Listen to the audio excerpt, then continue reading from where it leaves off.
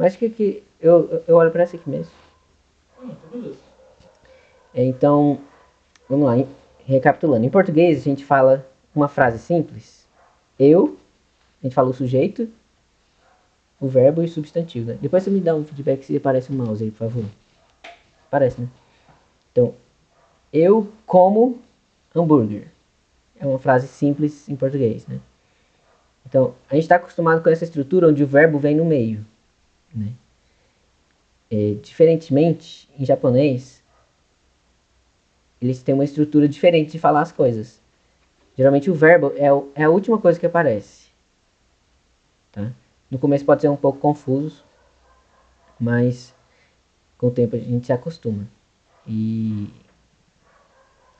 Então a gente tem que entender esse funcionamento, essa estrutura da frase em japonês. Então uma frase simples começa com o sujeito. Aqui, ó. O exemplo que eu vou dar é para falar eu sou o Gustavo, né? Então, eu em japonês é watashi. Watashi. E aí em japonês tem mais um elemento que é uma partícula. Então, sempre para indicar que algo é o sujeito, vem essa partícula wa. Então, sempre em japonês, depois do sujeito, tem uma partícula wa. Então, watashi wa Gustavo desu. Como o verbo é só no final, eles têm que ter alguma forma de indicar sobre quem que o verbo está falando. Né? Quem que é o sujeito dessa frase. Então, nesse caso, é watashi, que é eu. Então, para dizer eu sou o Gustavo, é watashi wa Gustavo desu. Na verdade, eles não conseguem, o japonês não consegue falar Gustavo. Né? Eles falam Gustavo.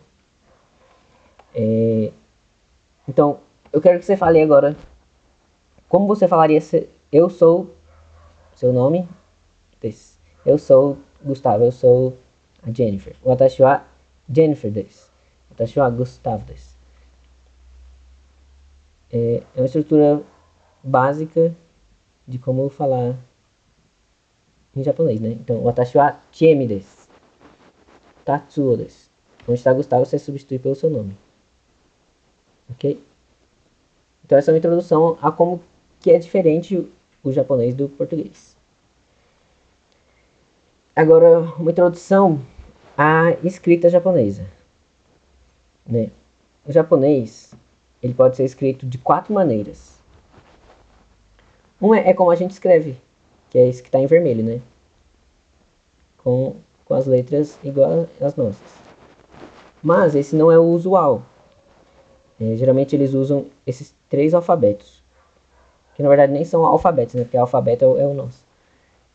Um se chama hiragana, o outro katakana e o outro kanji. Kanji é o mais famoso. Né?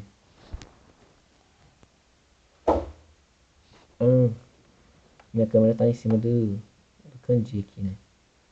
Quando for fazer o slide já tem que saber de deixar Isso, acho que em cima. aquele espaço ali. Então, hiragana, katakana e kanji. Cada um tem uma função específica, né? O hiragana e o katakana, cada um, eles representam uma sílaba, né? Então, a, i, u, e, o. Kaki, kuke, ko. Sashi, suseso. Tachi, tsu, teto. Então, cada símbolo do hiragana e do katakana representa uma sílaba. Já o kanji geralmente representa uma palavra toda. Então, como representa uma palavra toda, o kanji tem um significado. Né? Além de demonstrar um som, que a gente vai ler essa palavra, ele tem um significado também. Esse aqui, por exemplo, é o kanji de amor, que é o ai. E alguns kanjis, em alguns livros, pode ser que tenha o hiragana em cima do kanji. Tá vendo que em cima do kanji tem um pequenininho aqui, que é o mesmo desse primeiro? Ele está mostrando a forma de ler o kanji. Como tem alguns kanjis bem difíceis, é possível vir o hiragana aqui em cima. Tá bom? Tem um nome específico, que é furigana. Mas então, falando um pouco mais sobre o hiragana, essa aqui é uma tabela com todos os hiragana. Ou seja, todas as sílabas, todos os sons que tem no idioma japonês. Então, seria as vogais, né? A, I, U, E, O, nessa ordem que eles estudam. E aí vem com cada hiragana, né? Kaki, kukeko, sashi, suseso, tachi, tsuteto. Então, cada um desses símbolos representa um som ou uma sílaba, mas ele não tem um significado por si próprio. Não tem. Se você olhar para ele, você sabe um som, mas não tem um significa amor, por exemplo. A não ser que você junte vários hiragana, ok? E o hiragana ele é usado para escrever qualquer coisa em japonês. Qualquer coisa da língua japonesa. Já o katakana, ele também, são as mesmas... São as mesmas vogais, mesmas sílabas, mesmos sons do hiragana. A diferença está na forma deles, obviamente. Eles são mais retos, né? E são usados para palavras estrangeiras. Então, o meu nome, Gustavo, ele é escrito em katakana. Já um nome japonês, ele é escrito em kanji. Ou hiragana. Então, o katakana também, cada um representa um som, não tem um significado. E agora o kanji. Esse aqui é uma lista de alguns kanjis. Não sei se dá pra ver, mas eu nem sei a quantidade exata que tem. Mas você não precisa saber tudo isso para você conseguir viver no Japão, conseguir se comunicar efetivamente, né? Mas aqui foi só para dar um susto mesmo. Alguns kanjis bem comuns são esses aqui. E eles têm um significado por trás. Por que ele tem essa forma, né? Nem todos se sabe qual que é a origem, mas alguns dá para ter uma noção.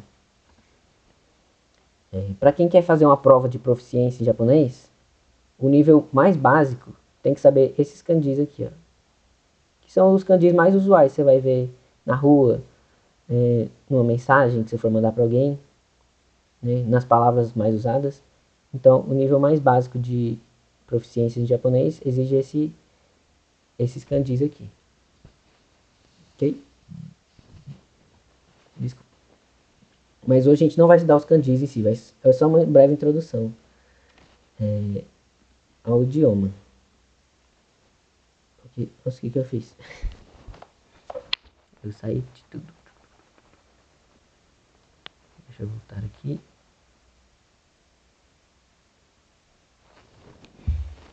Aí.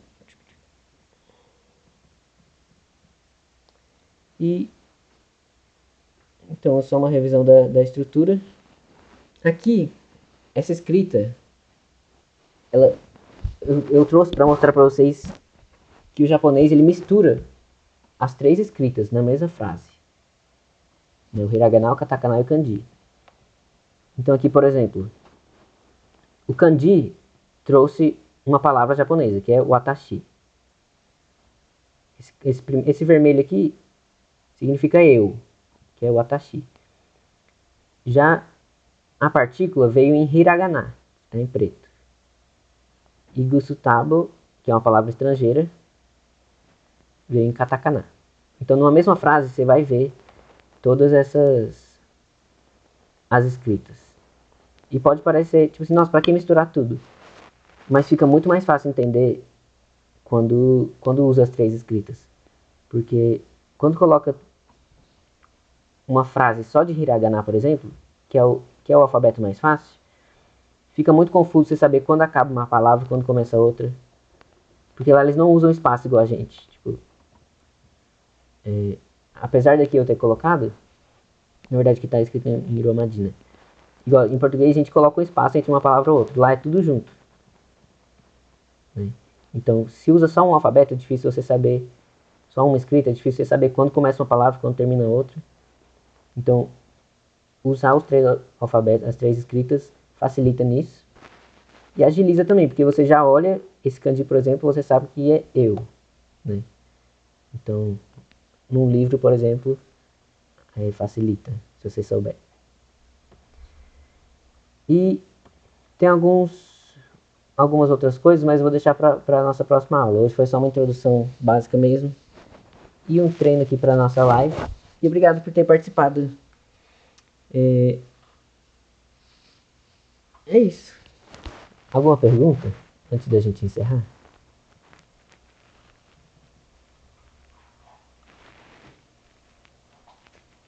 Me dá um feedback, por exemplo, por favor, sobre a live. Como foi?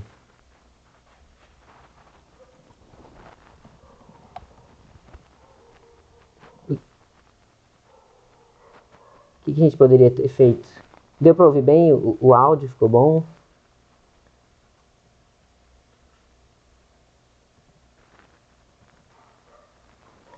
Foi uma live bem surpresa, tanto para vocês quanto para mim também. Eu tava entrando aqui só para me acostumar com o processo. E de repente tinha gente entrando.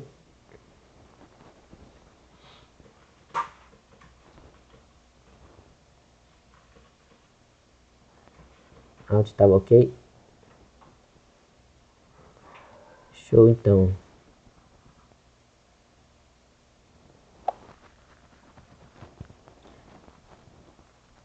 Na próxima, como vai ser programada mesmo, a gente vai se preparar melhor.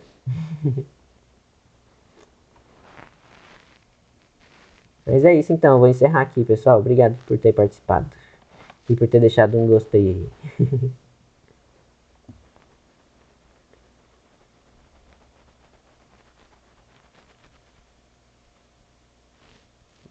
Arigatou. Bye bye.